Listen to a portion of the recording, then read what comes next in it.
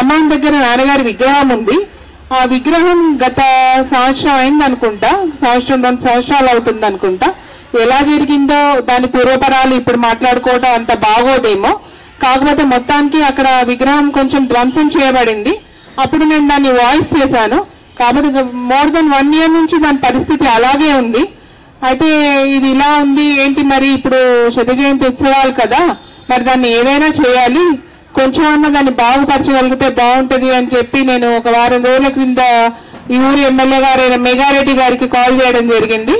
Call చేసి మరి ఏంటన్నా ఈ పరిస్థితి ఏంది, నాన్న పరిసర శత జయంతి ఉత్సవాలు ఇలానైనా ఉండేది, ఎట్లా మరి దీన్ని అంటే, లేమ్మా నేను చేయిస్తాను మీరు అని చెప్పేసి వారు ఈ మున్సిపల్ యాజమాన్యానికి ఆ విషయం ఐ థింక్ చెప్పారు.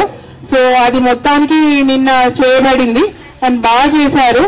వారికి నా ప్రత్యేక కృతజ్ఞతలు. ఎమ్మెల్యే అయినా తను ఇక్కడ లేరు, ఐ థింక్ తన మహారాష్ట్ర ఎలక్షన్స్ ఇన్ఛార్జ్ గా ఉన్నారు, రాలేకపోతున్నానని నాతో బాధపడ్డారు. నాన్నగారి గురించి చాలా గొప్పగా చెప్పారు. ఒకసారి ఫోన్ చేసిన వెంటనే నాకు స్పందించి ఎంబటే ఆ పని పట్ల నాకు అప్డేట్స్ ఇచ్చుకుంటూ నేను ఖచ్చితంగా చేయిస్తానమ్మా అని చెప్పి ఆ పని చేయించి, అలాగే నేను పూల డెకరేషన్ కూడా కావాలని అడిగాను అనమాట. దాన్ని కూడా మన్నించి చేయించగలిగారు. ఆ మున్సిపాలిటీ బృందానికి అందరికీ నా కృతజ్ఞతలు. మెగారెడ్డి గారికి, ఇక్కడ ఈ ఊరి ఎమ్మెల్యే అయిన మెగారెడ్డి గారికి ప్రత్యేక ధన్యవాదాలు.